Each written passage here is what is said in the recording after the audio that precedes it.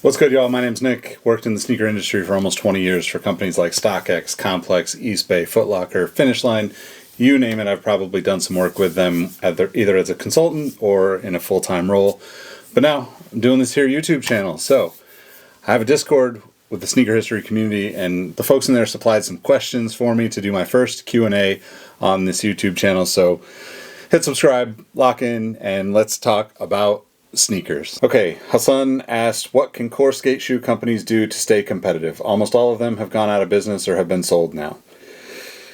That's a super tough question because the skate industry as a whole is suffering right now through some serious changes, but I think that there's also going to be a trend where we see those brands come back into style, both in a fashion sense, but also in a just get out there and skate and just go skate and just go be outside of the house. You know, I think a lot of us are tired of being on the internet all the time. I've spoken to many of you guys about this at length over the years where, you know, there's only a few places left that you can go on the internet. Our Discord being one of them, where it most of the time feels like a pretty low-key, stress-free place. And that's what skateboarding is for a lot of people. It's the escape from the rest of the world. It's the escape from the 9 to 5. It's really just a break from having to do the life things that allow you to ultimately get back out there and get on the board. So that's a very broad answer. I think on a granular level, skate shoe companies need to kind of rethink the way that they go about doing things, because a lot of the designs have been handed back and forth from company to company. A lot of the styles that have been trendy and, you know, broken through to mainstream kind of get forgotten and left behind. So outside of like Nike SB, which I don't really think of Nike SB as a skate brand, and I know, Hassan, you're probably asking about core skate brands. It's really tough because, you know, I'm sure you saw that S was recently acquired by a conglomerate company that, you know, does a lot of outdoor and some skate type stuff, but mostly snow. And you're going to lose the core audience of that brand because people want to support their local skate shops. They want to support their local skaters. And, you know, the other side of that, Lakai is one of my favorite brands. Telford, this is a Larry June shoe. You know, it's just a local hip-hop artist. Larry June, being from San Francisco, makes sense to do a collab with Lakai, you know, as a brand from San Francisco. But even this version of Lakai, whenever this was, 2016, 17, 18, I don't remember when that shoe came out, sorry. You know, that's part of the problem, is that at that point Lakai had been sold by Mike Carroll and the crew. So it moved under, I think, the Huff brand, which is also under a conglomerate brand, which is, you know, also kind of like Undefeated on the streetwear side. Like, all these companies are really layered in deep. And in order to break free from that, you kind of really have to take a big risk and bet everything on yourself. And that's a tough thing to do for a skate brand, that, especially a skate brand where the founders, like Lakai, or like Diamond Supply, or, you know, Huff even, right? Like, the founders are either passed away, moved on, much older, have other business interests, so they've lost their core audience. Because I want to see people skating in the shoes, and I want to see the people skating in the shoes making royalties off the shoes. So in order for them to get over that kind of big hurdle of entering into the market, you kind of got to go big. And I think it's not a recent success, but I would say that if you look at like Supra Footwear, when they came into the industry, core skateboarders, the whole messaging was about skateboarding. And skateboarding is cool no matter what. Like, skateboarding is cool for the people that can't skateboard because it has a rebellious nature, and it has a very kind of stick it to the man feeling behind it, regardless of what brand it is. What, you know, like it's flipping off the no skateboarding sign and saying, hey, we're going to skate here anyway. And I think that mentality has to be the way skate footwear brands approach this next generation. Otherwise, they're just going to get lost in the sauce the way they have over the last 15 years or so. All right. Gregatron says, would you trade your entire sneaker collection for a lifetime supply of burritos? Greg, man, that question, had you asked me a year plus ago when I had a full-time job, I would have said, nah, I'll keep the sneakers. At this point, still looking for work, I'd probably trade the sneakers for the lifetime supply of burritos. But that's a big ask as somebody who could literally eat burritos 4 or 5 meals a day. I don't know if any of these hypothetical suppliers are up for the challenge of feeding me burritos 5 times a day, 7 days a week for the rest of my life. I think the term is eat you out of house and home. That's what comes to mind. Let's see. Biotech McGee. Dalton says, what do you think of premium lines like Off the Wall by Vans, Converse Addict, important to the industry? Do you think Nike would be smart to bring something like that back, like they had with Nike Lab?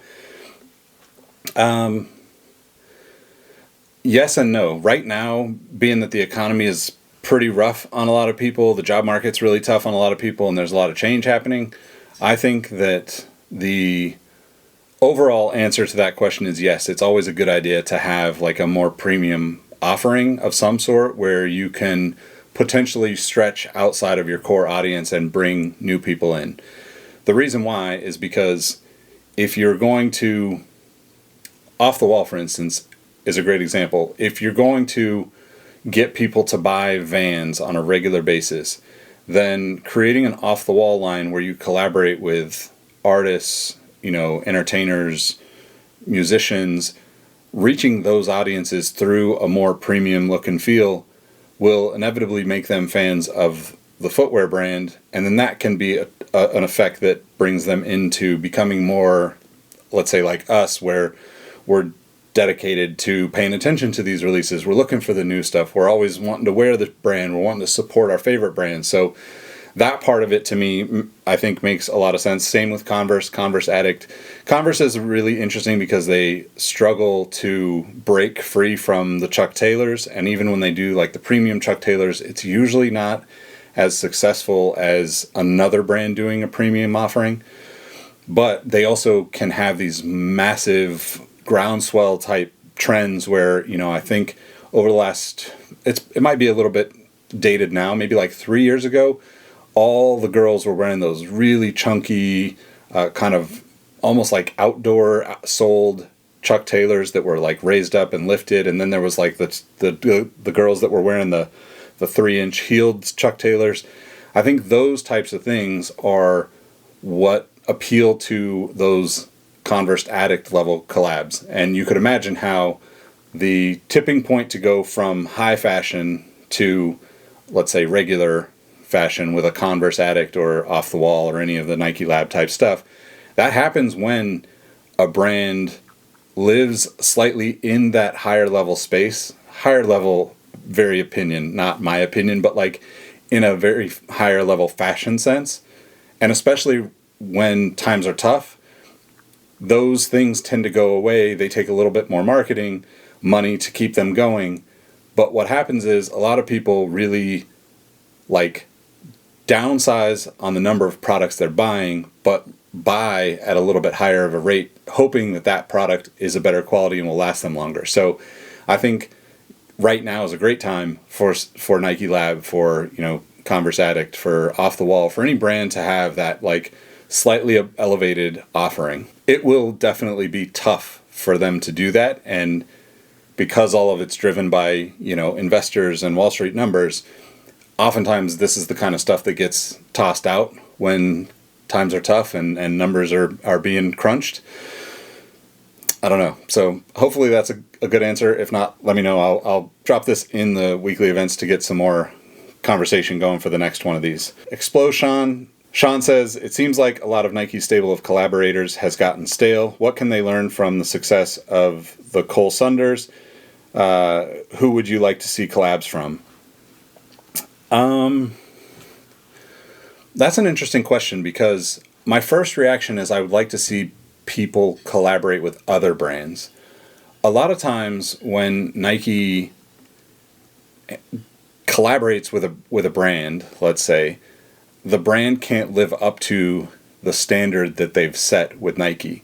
they can't live up to the hype that Nike's able to create on their own. So the best example of this would be a lot of the Japanese brands or the Asian brands that have had exclusive models or exclusive designs, but then where are those brands in their own world now? Is there any interest for, I'm not picking on anybody, but let's say, like once you've collaborated with Nike as acronym, as Junya Watanabe, as, any of those brands that live in that same hypebeast world, you've kind of hit your peak. You almost have to let go and do something different. If the best way to put this is, those brands that are looking for collaborations with Nike, that get collaborations with Nike, where we see some of these individual collaborators or their personal brands do a dunk. I forget the name of the dunks with the extended swooshes, but that's a great example.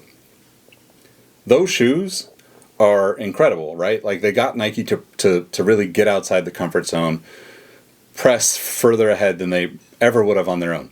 Yes, from an aesthetic point, they're different and maybe people don't like the look of them, but they're enough to make people rethink the way that shoes can be made, like classic shoes can be made. The downside of those brands doing that is that you can't duplicate that. You can't get that level of commitment from another brand because Nike always has the biggest budgets. Even when budgets are tight, Nike has the biggest budgets. So if we look at Acronym, for instance, Acronym did those Prestos, right? Amazing shoe. Acronym's done tons of collabs, but let's look at the Prestos specifically. They changed all sorts of stuff about it. They made a mid, they added a bunch of different elements to it, and they were tremendously successful on the first run.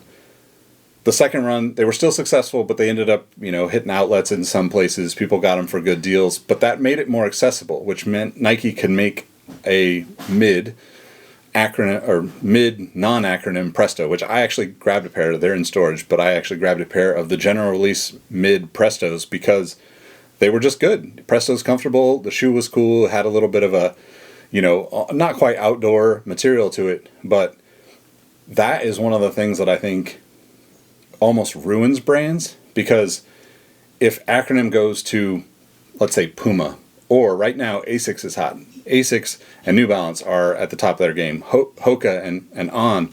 If Acronym goes to any of those four companies, they're definitely not going to get the same level of budget as what they got at Nike. So is their ability to be committed to great product higher than taking, is their commitment greater than taking a loss financially? Not necessarily a loss, but taking lower amounts of money to do what they do.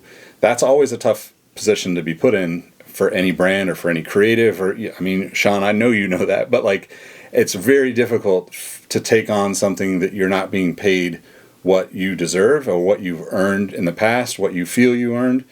And sometimes I think that's the downfall of a lot of the Nike collaborators, let's say.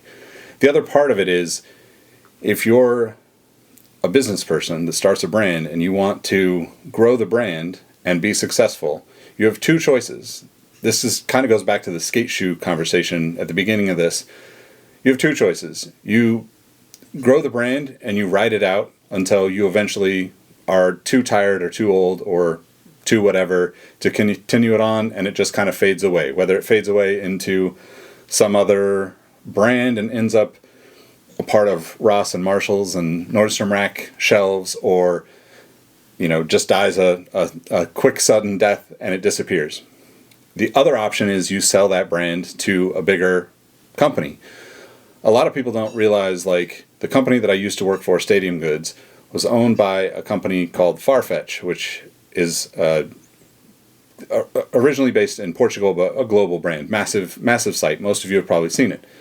That company was sold for pennies on the dollar to another conglomerate based out of Korea. So Farfetch and the companies that they were the parent company of, which one of them includes New Guards Group. New Guards owns the rights to Off-White, Palm Angels, a bunch of other companies that are sneaker adjacent that ultimately the brand got hot enough, was worth enough to sell to a smaller conglomerate, like a New Guards group, or even if you think of it as a bigger group, like Farfetch or Coupang, the company that bought them. So the two choices being, you either ride it out, like if you ride it out and you own your own skate shop for the rest of your life, so be it. Like you'll be the old dude in the skate shop, you'll be rad as hell until you die. You won't make a ton of money and you won't have a relaxing life because it takes a lot to run a business. The other side of that is you take the payout, you sell the brand or the IP to another company or the rights to creating that brand or whatever, like Virgil did with Off-White. That brand then can be carried on by other people. It loses its momentum over time, obviously, but you presumably, like I would be happy for one of my friends to have the opportunity to sell a brand to a bigger company and say, hey, I'm done with this. This part of my life is closing. This chapter's ending, and I'm going to go start something new. We see it all the time. And of course, we're all very opinionated about it because we want our favorite brands to stick around and be authentic and be real. But ultimately, the collaborations that you're talking about with Nike put brands on the map to the point where they have to make that decision, I think, a lot sooner than most people realize. And it's really difficult to move past Nike collaborations and be successful. You can look across at other brands, brands like Neighborhood, brands like Nego and Bape. These brands ultimately come back to Nike to do the collaborations because they are the best. Like, they're at the top, regardless of trends, regardless of all opinions. They are the best in the business at sneakers, at hype, at inspiration, at aspiration, at marketing, all of the above. So there are times when other brands win a little bit more, but ultimately, if I wanted people to succeed long-term in a business, I would want Nike to be years down the road and have the experience of working with smaller brands, work with an independent brand, work with, maybe a Saucony, work with, an Asics, a New Balance, build out your portfolio of product output, but also make it all stepping stones to get to the Nike level, to the point where your brand is as big as it can be before you sit down with Nike and make a collaboration. And that way, when the time comes, you don't have to do the thing that is wearing out a lot of the collaborators right now. Like Ama Manier being a good example. People aren't necessarily excited about those collaborations. They're beautiful shoes, and the stories are always pretty solid, but it doesn't feel new and exciting. So where does a brand like Ama Manier go from making, a dozen Jordan models in their own colorways? I don't know. All right.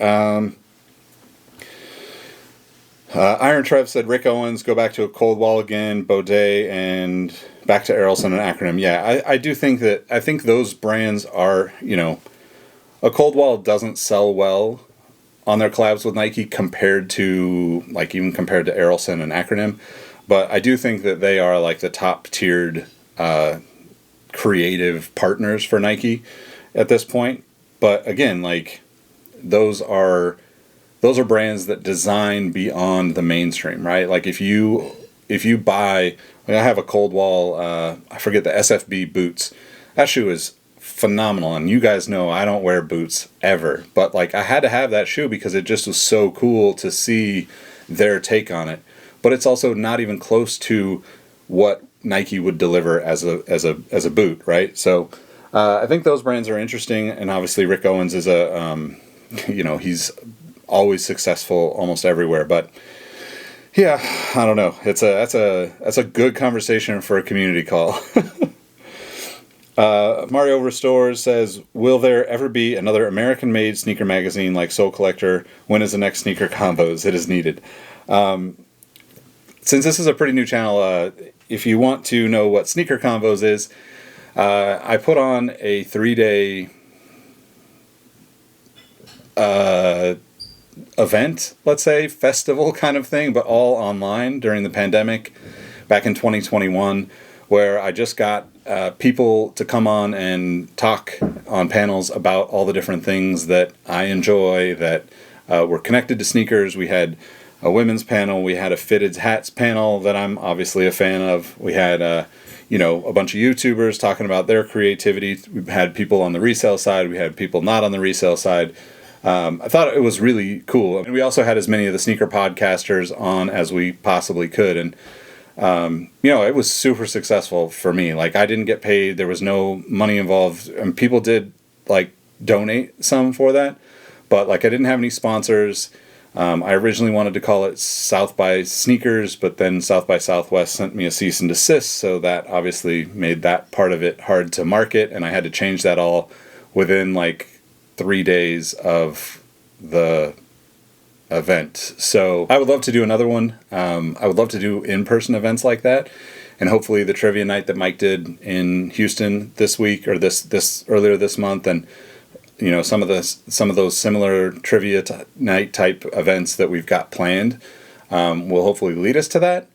But I also need to figure out how to actually get paid for it this time around. So if anybody has any ideas on sponsors or has connections that would like to be in front of a sneaker audience, leave me a comment, let me know, or join the Discord and hit me up. I would love to have that conversation. But as far as the magazines go, there's a lot of room for an American print magazine. I would love to be able to bring back Soul Collector. I mean, most of you guys know I have a massive amount of love, respect, and history with Soul Collector.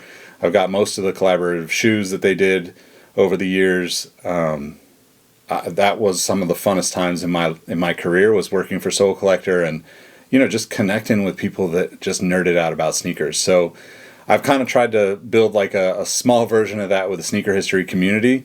But for me, I don't know. We'll see. I think I'm not going to say I'm going to try it, but I'm not going to say I'm not going to try it at some point in the near future.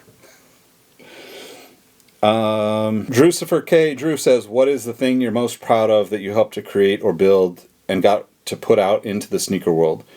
Were you a part of the design process on any shoes? If so, which one was your favorite? Also, was there any shoes that you were a part of that didn't ever come to fruition? What is your favorite shoe that currently exists? What is the perfect shoe for Nick that doesn't exist, but you wish it did? Model, colorway, etc. What's next for Nick?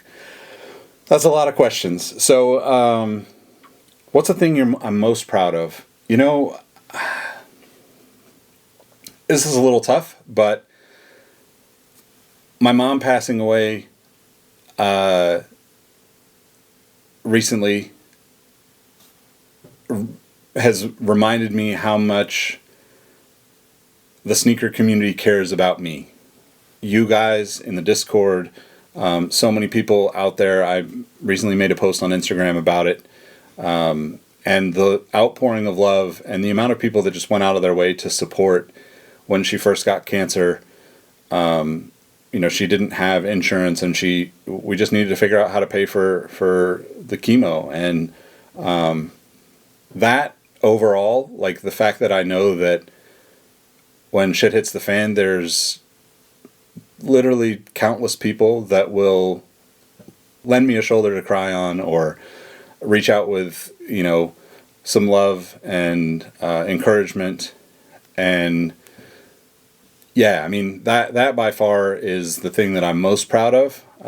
As far as something that I worked on and created for a brand or whatnot, I mean, it's hard to not be proud of StockX.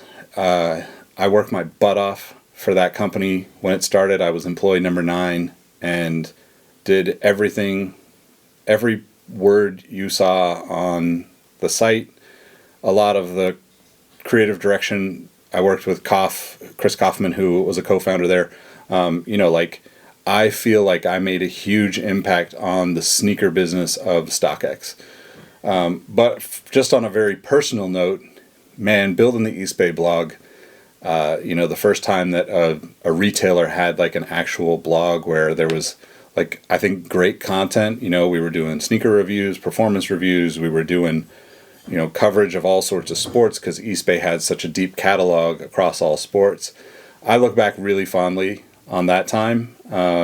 And I think part of it is just the nostalgia of the East Bay catalogs. They were just such a huge part of all of our lives. And to be able to, you know, with the help of you know, the whole team at Soul Collector, B. Rich, Jordan Hagedorn over at East Bay at the time, the East Bay team, Steve Mulholland and Nick DePaula at Soul Collector, Steve Giaconetta at Soul Collector, you know, we really got to do something that only a handful of people did. And to be able to bring such a nostalgic piece of sneaker culture into the digital age was really kind of a once-in-a-lifetime opportunity. I say that, and then I got to go back to StockX, because when I was at StockX, we actually launched the very first Nike LeBron Retros, the Zoom Generation, the first colorway of the Zoom Generation, with the floor made of the Cavs court, with rings that you might have seen on my Instagram that were, you know, not necessarily player level, but very elevated championship rings for the Cavaliers, and just a whole, I think the story and the connection and being able to, we had Kevin Nagandi on SportsCenter talking about him and unboxing a pair on live SportsCenter. We had coverage in the New York Times. Like, the whole team came together and we really created something super fun, and I think something that did justice to LeBron's legacy. And then having him, you know, obviously on the team, and seeing him wear those shoes and being able to launch them at the Cavs court even, that's definitely up there too. So, I mean, honestly, I've been so lucky to work in this business for so long that, I mean, it's crazy, which is why I got to continue making these videos so I can tell more of these stories, because I've got even crazier ones from that Zoom Generation launch. Were you a part of the design process on any shoes? If so, which one was your favorite? Also, were there any shoes that you were a part of designing that never came to fruition? So I wouldn't necessarily say that I worked on designs, because a lot of that was done by Nick DePaula. But, you know, I got to be a part of those conversations as those shoes happened. And there's a couple of shoes that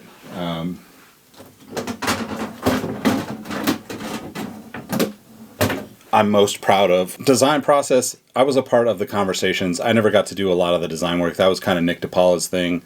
I got to be in conversation with him at all times and like kind of go back and forth on a lot of designs and saw a lot of the early samples. The one that I think I'm most proud of being a part of is the one that was the Soul Collector team shoe with Brandon Jennings, and it had our initials, our logos, like some Sacramento nods, because Nick and I are both from Sacramento, and then the Soul Collector on the bottom. It was just a cool to have your name on a shoe that was limited edition, you know, obviously having the Soul Collector logo on the tongue. And I don't know if you can see that, but there's like a King style logo with a SC916 for the area code. And, you know, it's just such a cool experience to be a part of bringing that to life. And it's definitely one of the shoes that I'm most proud of. The missed opportunity that I will say, there's not a lot of info out there on this, and this is probably a whole video, but this shoe, the Nike Zoom Comfort Air Jordan 11, or the Air Jordan Zoom Comfort 11, whatever it is, Air Jordan Comfort 11, Zoom Comfort 11, Soul Collector collab, the carbon fiber. This shoe was one that we actually presented the designs to Tinker first. Back then, it was a lot different. Like, Tinker he was obviously a celebrity among sneakerheads, but he wasn't a celebrity beyond the sneaker world. So he had a close relationship with Steve Mulholland, Nick DePaula from Soul Collector. We actually went out and got dinner, pizza and beers one night, and like, we're talking about this shoe, and you know, the original idea for the shoe was actually a Air Jordan 11 mid in carbon fiber, and Tinker was on board with it. There are samples out there that have popped up a couple of times since then, But you might not find this information about that shoe because not everybody talked about it. And now that it's been a long time, I feel like I can talk about it. But Tinker essentially said, go ahead, do the carbon fiber Jordan 11 mid, and the samples look amazing. I know they exist. I know some people have seen them. But it got shut down by higher ups, and back then there's only a couple of people that are higher up, so you can imagine. What is your favorite shoe that currently exists? What is the perfect shoe for Nick that doesn't exist but you wish it did? Model, colorway, etc. And what's next for Nick? Favorite shoe that currently exists? That's an impossible question to answer. I mean, I just got the black and red playoff ones, the bread ones, the band ones, whatever. Incredible shoe. Like, the quality is super dope. I've got to wear them all the time in order to break them in, and I haven't started that process yet because I have some ideas around some more community-driven stuff over the next couple of months, so I want to be able to wear different shoes. The Black Cement 3 I've been wearing a lot lately just because I have the 2018s or whatever they are, and it's pretty close to a perfect shoe. It's so tough, man.